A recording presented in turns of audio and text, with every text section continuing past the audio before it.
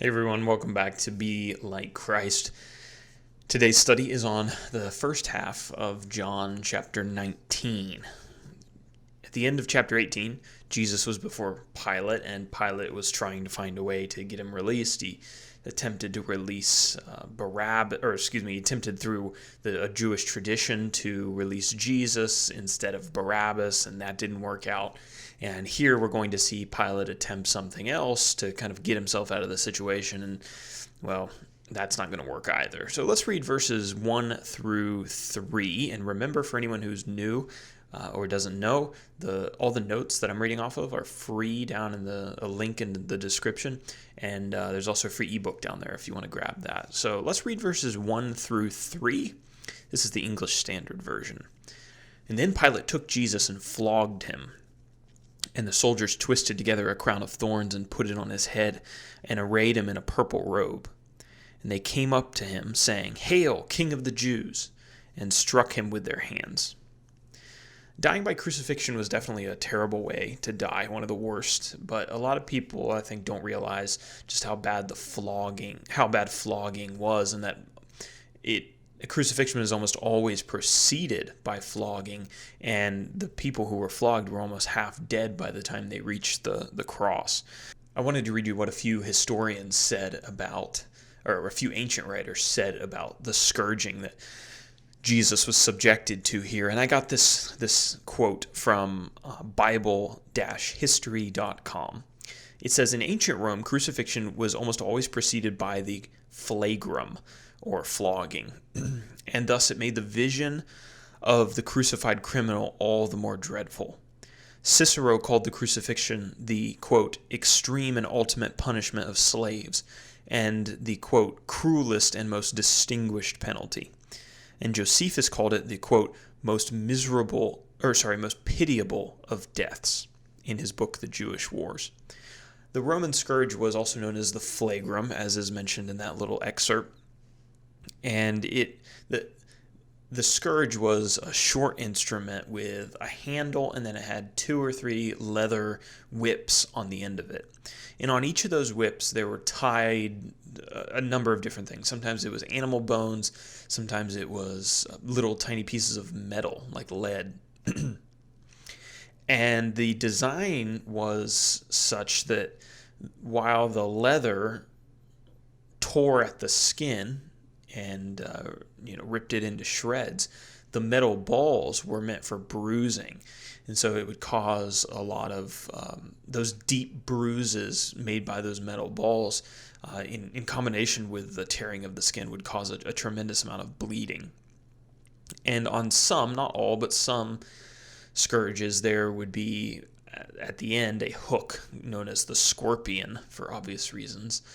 And it was meant to hook onto the flesh and tear it. And if you've ever seen the Passion of the Christ, I think the most memorable scene for me, the one that stuck in my mind about the cruelties that Jesus went through, is when he's being flogged, and one of their flogs has this hook on the end of it, and it tears off a piece of his back. That's not an image that you quickly get out of your mind. I have a few pictures there in your notes, various types of flogs. The criminal was usually naked and then had his or her hands tied above their heads. And it wasn't uncommon for people to actually die while they were being flogged because of blood loss and trauma. And Pilate allows his soldiers to mock Jesus, to dress him up like a king, and to put him through this brutal beating. And they made a crown of thorns, and they put it on his head. We don't know exactly what kind of thorns those were, but there's a lot of people who have speculated, and I have a picture in your notes of a plant called the Euphorbia milli, and it's got some serious thorns on it, and I have that picture there. Just that's what a lot of people suspect might be the plant that they made the crown of thorns out of. Matthew 27 tells us that they gave Jesus a reed as a mock scepter, and then they gave him this crown of thorns, obviously, as a mock crown, and they used that reed to hit him on the head, which would have driven those thorns into his scalp even further. So just like the Jews rejected Jesus as a king, now the Romans are also rejecting him. in the idea that he's any kind of king at all. Verses 4 and 5. Pilate went out again and said to them, "See, I am bringing him out to you, that you may know that I find no guilt in him." So Jesus came out wearing the crown of thorns and the purple robe, and Pilate said to them, "Behold the man." So after having Jesus beaten, Pilate comes out and he appears before the Jews, and he tells them that he hasn't found any reason to punish Jesus. And then he brings Jesus out, dressed up like a king, obviously in mockery, dressed up as a king, and he would have been beaten terribly, probably still dripping blood. So why does he do that? Doesn't that seem to be contradictory? He says, "I find no fault in this man," and then he walks him out in embarrassment and having been thrashed by a whip. What's his reasoning for doing that? It wasn't because Jesus was guilty of anything, as we just mentioned, but I think what the reason behind this was Pilate was trying to escape this situation without having to commit to one side or the other. So just like when he had proposed the release of Barabbas, he thought that he had found a third option, a way out of this situation where it didn't require him releasing Jesus without any kind of punishment and infuriating the Jews, but it also didn't involve him killing Jesus, who he knew was an innocent man. So he thinks this is kind of the middle road. I'll beat Jesus here, and maybe that will satisfy the mob. And if you know the rest of the story, you'll know that this doesn't work. He does this, it's wrong, it's unjust, but he does it in an attempt, it doesn't work in the end. And I think there's an application here for us, and that is that Pilate knew better than to flog Jesus, but he did it anyway to try to satisfy the people who were vocally critical of him and Jesus. And he thought that, well, if I do this, maybe I can make them happy and I can get out of a sticky spot. I think a lot of Christians and a lot of churches are tempted to kind of do the same thing, tempted to give up a little bit of ground to appease those who are vocally critical of them and of Jesus. And they think to themselves, if I just back off of this position that the world is giving me flack for, if I just back off of this a little bit, I'm not as vocal about this, maybe I change my tone a little bit about the way that I talk about this particular sin or this particular thing that's wrong, maybe that's going to be enough to satisfy the critics, and they'll go away and leave me alone. Is that true in Pilate's case? Well, it's not, obviously. And I think what we're going to find is that's not going to be true for us either. We aren't going to satisfy Satan. Satan is going to take, and he's going to take and take until he ultimately destroys us. He's not going to be satisfied with us just giving in a little bit. We have to decide which side we're going to be on. There is no riding the fence on this one. We're either going to have to choose to be on God's side or on Satan's side. And we talked about that a little bit in the last video. But Pilate's trying to take the middle ground, and he's going to realize that he's quickly going to lose his footing, and he's going to end up exactly where Satan wanted him in the first place.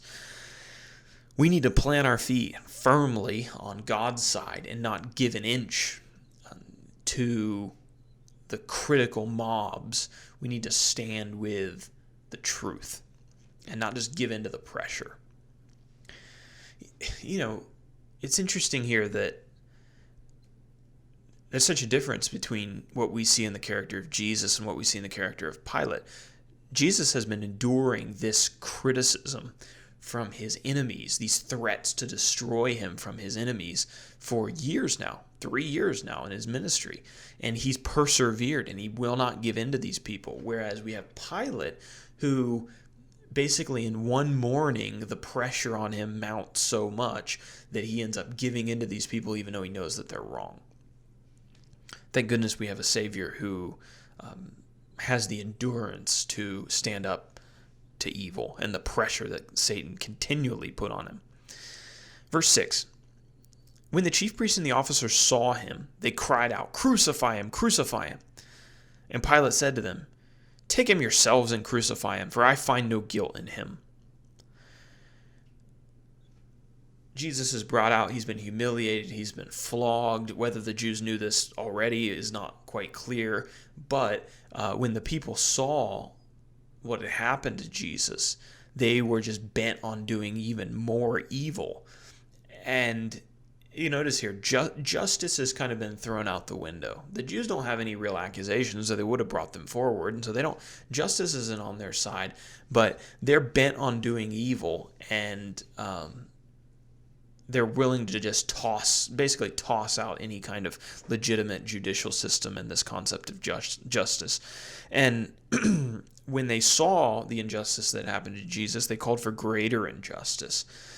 I think there's some application here for us as well in looking at kind of where sin takes people. Sin isn't going to lead you into a world that you want to live in. I think a lot of people have that idea. Satan's really good at selling that idea, but it's not going to take you into a society that is going to be a good place to live. Because when you have a society that doesn't care at all about justice, or they only care about justice when it benefits them, or when it protects them, you're going to have a pretty rotten society. And that society is not going to be around very long. And while it is around, it's going to be a pretty miserable place to live. I think this is why in places that cultures where sin begins to permeate, they begin to fall apart.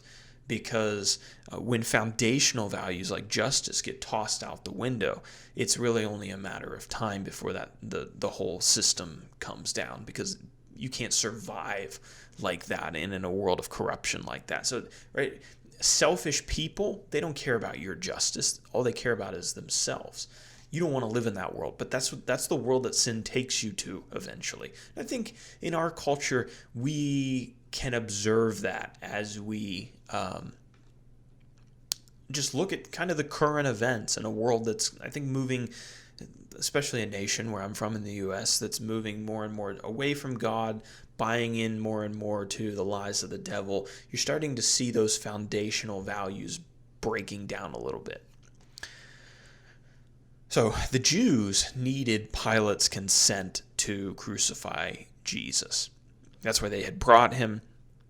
And Pilate's words, when he says, "Take him yourselves and crucify him, for I find no fault in him," I don't think that those words should be misunderstood as Pilate giving his consent.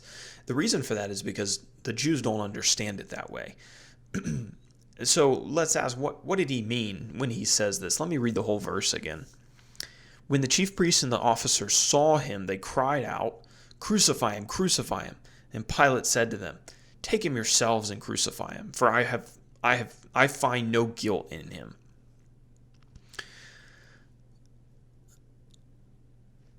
What does Pilate mean? If he's not giving his consent, what does he mean? And I think Pilate's word should probably, well, let's look at two options. I think the first one is Pilate is probably using a bit of sarcasm here, and he might even be mocking the Jews.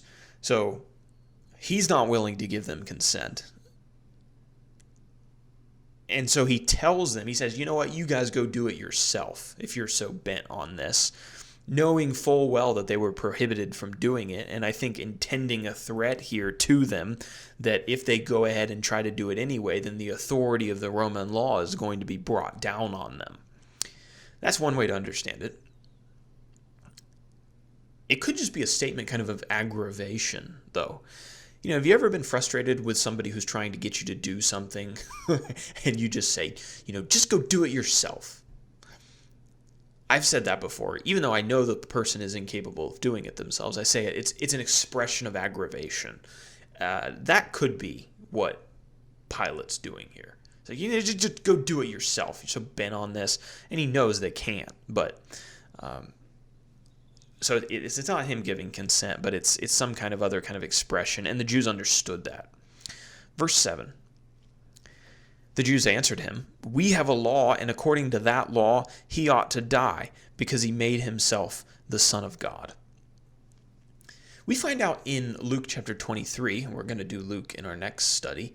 Luke chapter 23 reveals that the Jews had originally brought Jesus to Pilate on accusations of him being a threat to the Roman Empire. So they said, let me read you the verse. Luke 23, verse 2. We found this man misleading our nation and forbidding us to give tribute to Caesar, and saying that he himself is Christ, a king.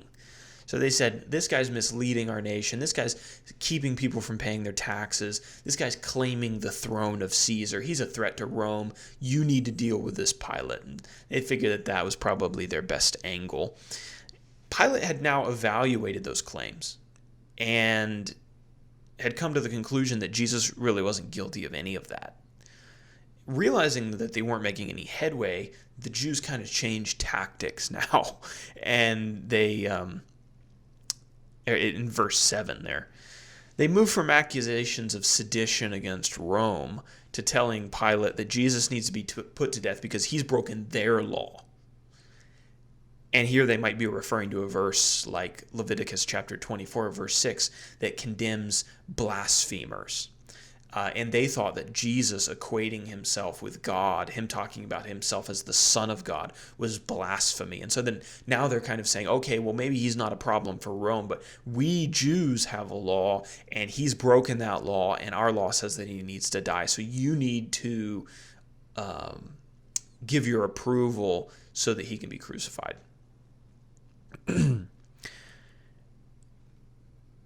The truth is here that the Jews, they didn't care a thing about the Roman Empire. They didn't care if the Roman Empire was undermined, but they thought that bringing that accusation against Jesus was going to be what sealed the deal with Pilate.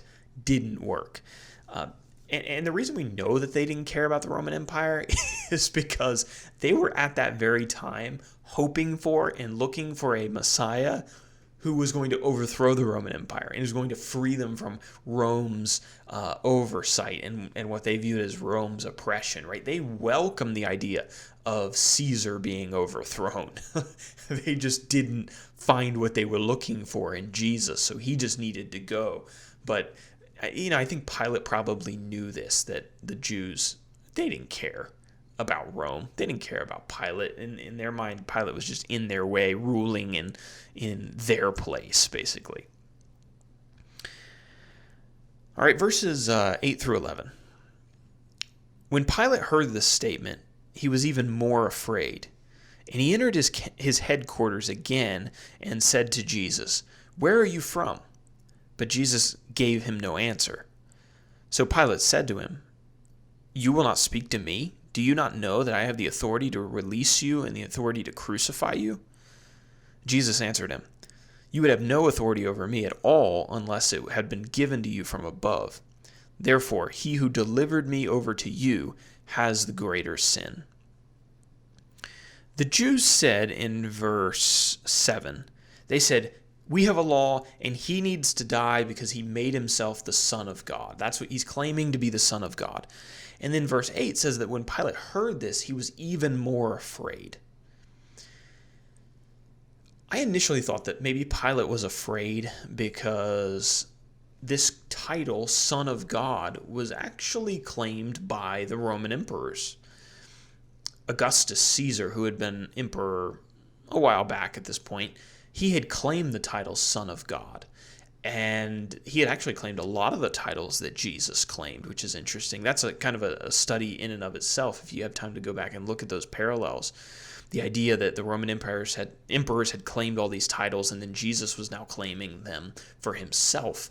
But anyway, I thought that maybe he was looking at this as, he's trying to usurp the authority and the throne of Rome. But then you realize that Pilate's already kind of put aside those accusations of sedition.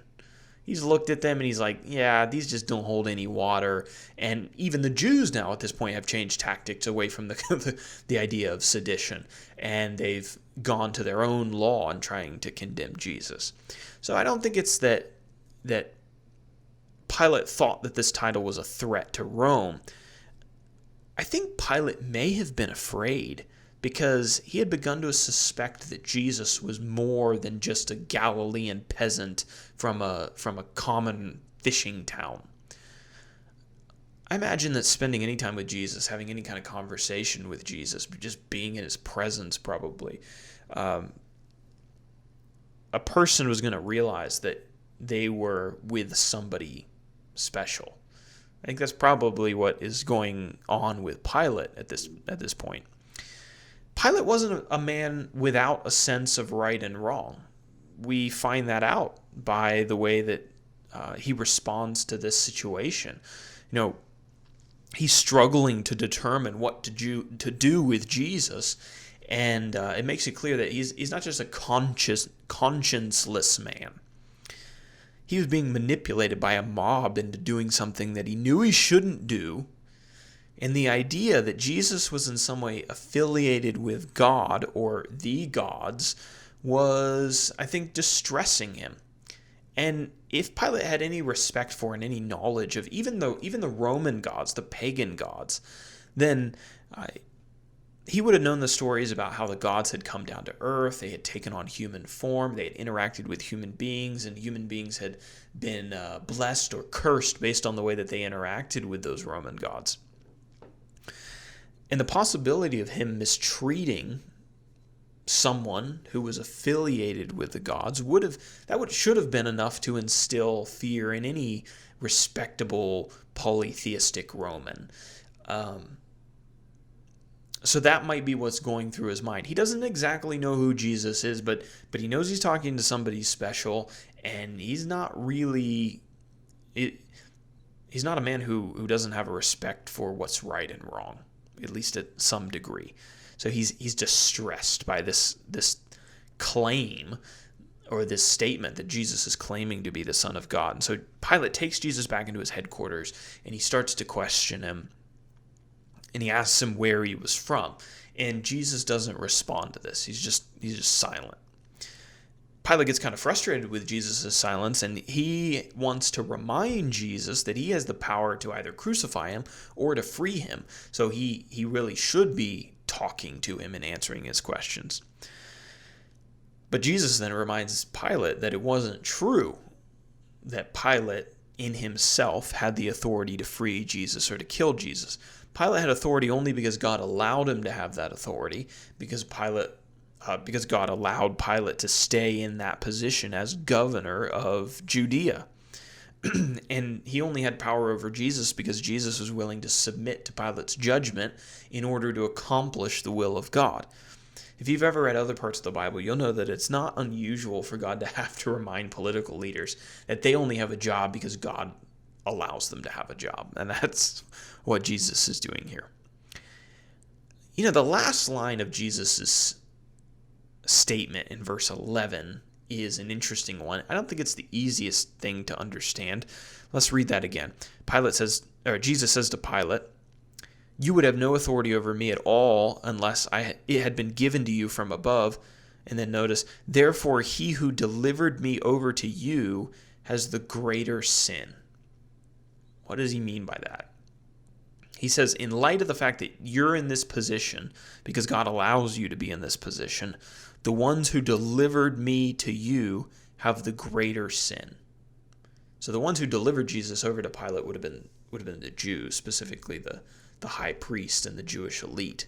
He says their sin is greater than yours based on the fact that you've been put into this position by God. So let's think that through. Pilate didn't ask to be in this situation, per se. He was being asked to make a decision that he didn't want to make. And he hadn't dragged Jesus into this courtroom with malicious intent. He had woken up one day and the Jews were screaming outside of his house that they wanted him to come out and to pass judgment, and they wanted somebody crucified, right? But because of his job as a governor, he had to pass judgment on this situation. His guilt in this situation, I think, can be rightfully said to be different than the Jews who were accusing Christ. For years, the Jews had harbored hatred for Jesus, and they were now lying about him, and they were intent on destroying him at any cost. No matter what they had to say, no matter what they had to affirm or do, they were going to get him killed. They were intentionally abusing the political system, a system that they of all people should have known was controlled by God. They were now abusing that system to destroy God's Son. And the Jews were pressuring Pilate to make the wrong decision. Without the Jews in this situation, there would be no temptation on Pilate to make the wrong decision. And so I think there's a difference between being thrown into a corrupt situation or having to deal with a corrupt situation because of the position that you hold, and being the creators and the fuel behind that corruption. I think that's what Jesus might be getting at here. So the guilt is different. Pilate's going to make the wrong decision, but his guilt is definitely on a different level than those of the malicious, hateful Jews. All right, verses 12 through 15, and we'll actually stop here for this video. Verse 12 through 15. From then on, Pilate sought to release him, but the Jews cried out, "If you release this man, you are not Caesar's friend. Everyone who makes himself a king opposes Caesar." And so when Pilate heard those words, he brought Jesus out and sat down at the judgment seat at a place called the Stone Pavement, and in Aramaic, Gabbatha. Now it was the day of preparation of the Passover, and it was about the 6th hour. And he said to Jesus, "Behold, your king." And they cried out, away with him, crucify him." And Pilate said to them, "Shall I crucify your king?" The chief priests answered, "We have no king but Caesar." Verse 12, let me read that again, and then I actually want to make a point that I don't have in my notes. From then on, Pilate sought to release him, but the Jews cried out, "If you release this man, you are not Caesar's friend. Everyone who makes himself a king opposes Caesar." So, in this situation,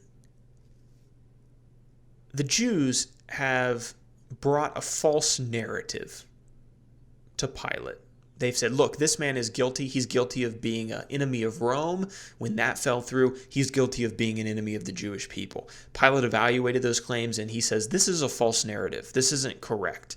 And I don't have a reason to crucify Jesus based on the charges that you've brought to me. And so he really should just release Jesus at this point. But notice the way that the Jews, notice what they do next, okay? Pilate hasn't bought into the false narrative. So what do? Well, they just begin basically to threaten him, right? This statement, if you release this man, you're not Caesar's friend. That's a threat to Pilate.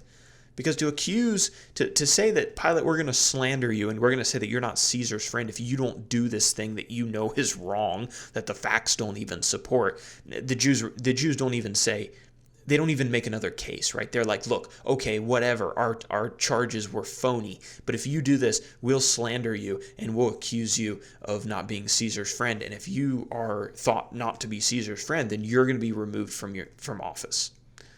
And if you're removed from office, that's a threat on Pilate's livelihood, on his family, on his career prospects, on his ambition, for what he's worked for years and years and years. And so it's really an intimidation move. He didn't buy the false narrative, so they're going to intimidate him into doing what's wrong. And I think there's big time application here for us. I think we see this very often. In our culture, and people who are really pushing a sin agenda, and that is, here's a false narrative with a bunch of false facts, and when people are bold enough to come out and say, yeah, that's actually not true, what they often move to then is, well, we're going to threaten and intimidate. And we will even threaten and intimidate your ability to make an income, your livelihood, and what that means for your family and what you've worked for over the years. We'll destroy that if you don't buy into our false narrative. And that's a very real threat. And I think will continue to be a threat for Christians, especially in the coming years, if you don't get behind particular views.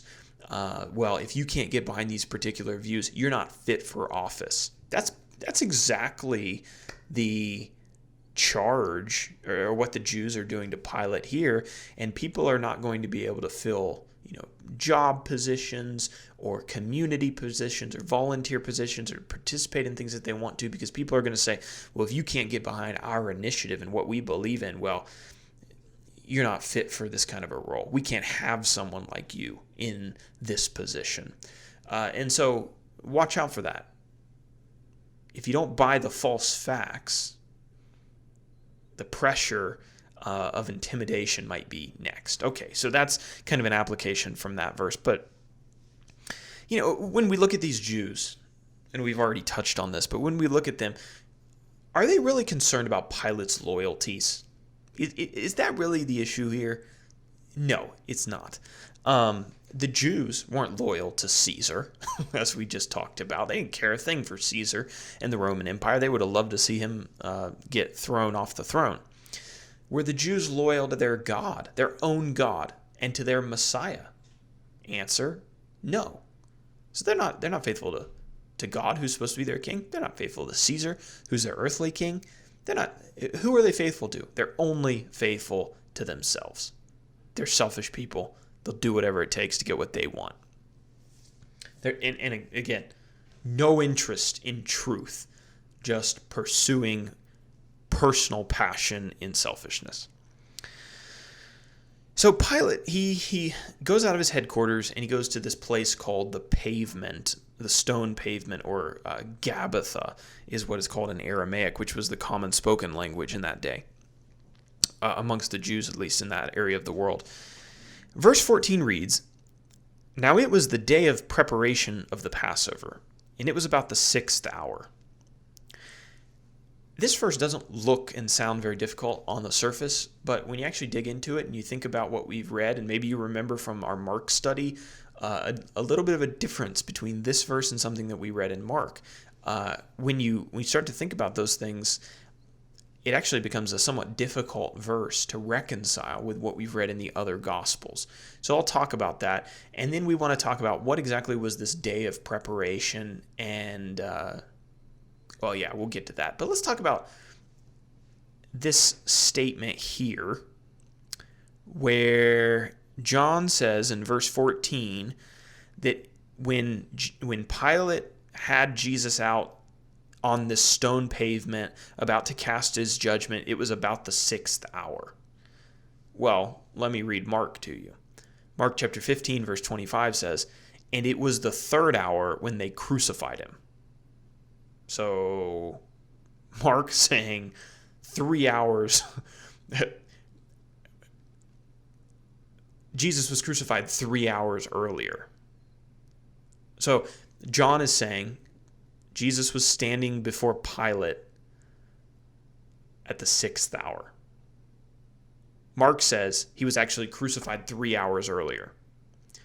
At least that's how you read it if you just kind of on the surface level. And so how do we reconcile that? Admittedly, I came to this and I'm like, I'm not sure how to reconcile this. And I've said many times in this study that this is not only a study for people who are watching this, but me as the teacher, this is a study for me as well, having to deal with a lot of these texts that I've never really had to deal with before. And if you just kind of like hop around in the Gospels, you often don't catch things like this. And so while I was studying this, I was trying to think of a way to reconcile this. I was doing some research, and there's all kinds of theories about how to reconcile these two texts. But the one that I think is probably the best is that Mark and the other gospel writers are using the Jewish way of telling time. John is using the Roman way of telling time.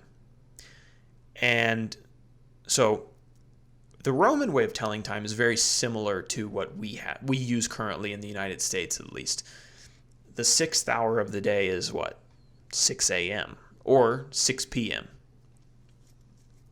The 12th hour of the day is what? 12 a.m. or 12 p.m. The Ninth hour of the day is 9 a.m. Right? You get the idea. So my thought is that John is using that Roman system, whereas the other gospel writers and Mark is using the Jewish system. Now, the Jewish system, you've probably caught on by now if you've looked at the other gospels. It's a little bit different than the way that we tell time in the United States. You basically subtract 6 hours. That's the easiest way to think about it. So the ninth hour, subtract 6 hours, is what time? Ninth hour minus 6, 3 a.m. or 3 p.m. If it is the 12th hour in Jewish time, you subtract 6 hours, and that gets you to 6 a.m. or 6 p.m. Or if you have the 6th hour minus 6, that would get you to 12 a.m. or 12 p.m. Definitely a little bit of a difference there. So my thought is that John is using the Roman time, the time that we're used to, while the other gospel writers are using that Jewish time, that subtract 6 time. That's what we'll call it. And when you think about that,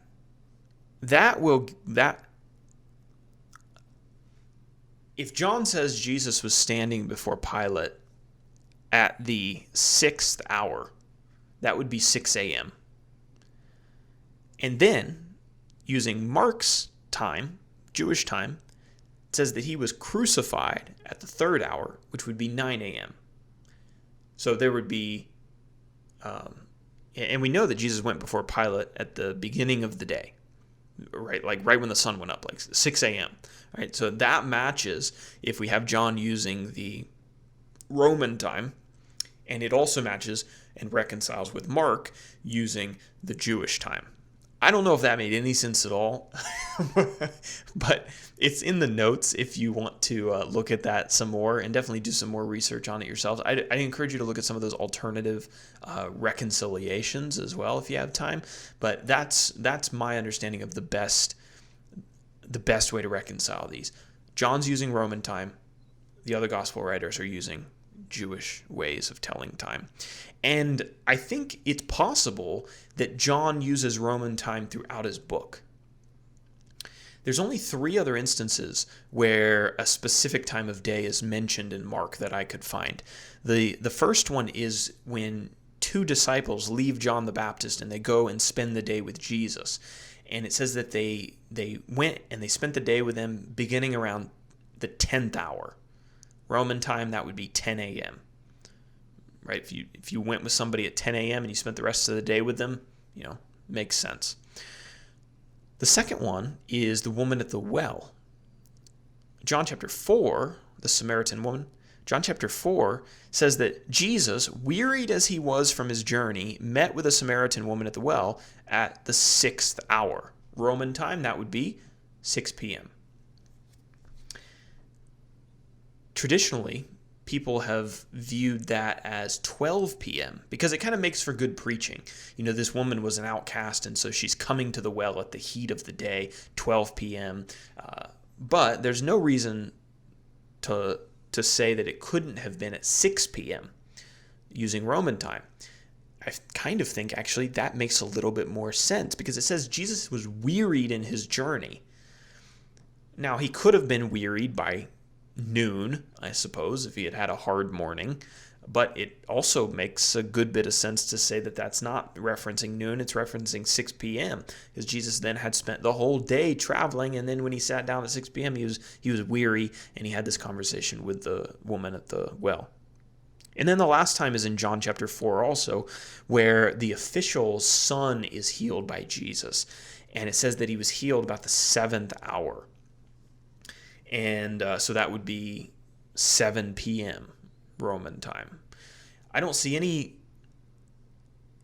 inconsistencies or any reasons why John couldn't have been using Roman time throughout the entire book.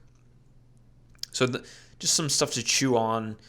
Maybe that's more than you wanted to hear, but I thought it was important because it is so a lot of people say, oh, well, this is a contradiction in the Bible, and it's important to be able to at least deal with it on some level. So that's the how I would reconcile Mark 15 and John 19. Now, the second thing we should talk about is the day of preparation, and not just the day of preparation, but really this whole chunk of time, this whole week, and what was going on in this whole week. Because, man, it is one real problem for me is keeping the days of the Jewish feasts in line in my head and trying to move through the last week of Jesus's life with these Jewish feasts going on, because you kind of have to have a knowledge of some of the Old Testament texts to understand what was going on, like back in Leviticus and Exodus, and then apply them to what's going on in this week of Jesus's crucifixion. So I made a chart. I handmade a chart, and I put it into your notes. And I think this chart is, well, as far as I know, of all the verses I've looked at, this chart fits. And all the days line up, and it seems to fit. If you find any reason it doesn't fit, or any verses that maybe I missed and overlooked that contradict what I have here, I'd be interested in knowing, because as I said, this is kind of complicated to reconcile all of these verses. And I'm going to have to turn my head sideways to read this chart. But I have it there in your notes, and it's basically just going to tell you on what days certain things happened, like the eating of the Passover meal and the Feast of Unleavened Bread that immediately followed the Passover, and the day of preparation. So that's what we're dealing with here in this text. So when is the day of preparation? Well, also part of what makes working this out confusing is that unlike our days that begin and end at midnight every night, the Jewish reckoning of days was that the day began and ended at sunset. Okay? So when the sun went down, the old day ended and the new day began. So what day is the the day of preparation? I know I'm almost confusing myself talking about this. What day is the day of preparation? And what day are we currently on here when we are talking about Jesus' crucifixion? Well, we're on the 14th day of the month in my reckoning. The Passover meal was supposed to be eaten on the 14th day of the month. And we remember that happened the night before Jesus was crucified. The Passover is supposed to be eaten at twilight on the 14th, which would be the very beginning of the 14th day. The sun went down, Passover was eaten. It's the very first thing that you did as a Jew on the 14th day. Now, that day wasn't going to end until the next sundown. So Jesus has eaten the Passover meal, gone through the night, still the same day, still the 14th. The sun comes up the next day. He's before Pilate, and he's going to be crucified this day, and he's going to be crucified and brought down from the cross all before the sun sets. So he's going to be crucified and brought down all on the 14th day of the month, which is Passover Day. Passover Day, the 14th, is also the day of preparation. And it's the day of preparation for the Feast of Unleavened Bread that starts on the 15th, the very next day. So when Jesus was crucified, he died, he was pulled off the cross before sunset. The reason he had to be pulled off the cross before sunset was because the next day was a feast day, it was a holy day. And so when that sun went down and the 15th came, that was a holy day. So they had to get him off the cross before then. So all of what we talked about from the time of Jesus eating the Passover in John chapter 13 with the apostles to John chapter 19, Jesus standing before Pilate and his crucifixion that we're going to talk about in the next video, all of that happens on the 14th day of the month between the sunsets. Yes, that, in my understanding, all of that happens on that day. Take a look at the chart. It'll give you some visuals. I know this is confusing. There's references back to the Old Testament texts where a lot of this information is given in the books of Leviticus and Exodus, and that's where I'm pulling a lot of it from. But take a look at that. Hopefully that'll clarify something. Again, if there's anything that you see that's inconsistent here, I'd be interested in finding out. But as we close this down, Pilate brings Jesus out to the Jews and presents him as their king. And the Jews responded by proclaiming their sole allegiance to Caesar, which, again, Pilate almost certainly knew was a lie. They didn't care what they had to say as long as they could get rid of Jesus. And just a side note here, as we have Passover and the Day of Preparation, the Feast of Unleavened Bread on our mind, specifically Passover, the timing of Jesus' death is very significant, and it's one of the evidences of the inspiration of the Bible. What are the chances that Jesus, the Lamb of God, whose blood was going to be spilled to save people from the wrath of God, that he was going to die on the exact day that the Jews were memorializing the blood of the Lamb that had saved them all the way back there in Egypt when they were in slavery, like the time of Moses? The blood of that Lamb that saved them from the wrath of God in the 10th plague on Egypt. What are the chances that those two things would line up to the day? The answer is really, really slim. 1 out of 365, right? But it wasn't just left up to chance. God had orchestrated all of this, and he had given all of these shadows, all of these pictures, like Passover back in the Old Testament, to speak about something greater that was coming. So yes, they remembered freedom from slavery in Egypt and the Lamb that saved them. But really, that was pointing to something greater. Not freedom from slavery in Egypt, but freedom from slavery to sin. And the ruler of this world and the blood of the Lamb was going to free them from that ruler. And God's wrath would be poured out on those who were doing evil. Just like that 10th plague, right? So it lines up so well. That was 1,500 years ago. So God has been orchestrating this over hundreds, thousands, at least 1,500 years, and putting all of this together. And that's only one picture that we see kind of fulfilled in Jesus' death. There's all kinds, and the better you understand the Old Testament, the better you understand the New Testament, the more those things will become clear. But this is an evidence of the inspiration of the Scriptures. This wasn't just something that was thrown together. Jesus could just make it up on the fly, right? These things had to happen on specific days. God was the one behind that, and it's important to understand that as we It's important because it shows us that the Bible is not just a man-made book; it's a God-orchestrated story. So, that felt like a long video. Yeah, it was kind of long. That is John chapter 19, at least the first half. I hope there's some tough spots in there, things that are hard to talk about and explain over video.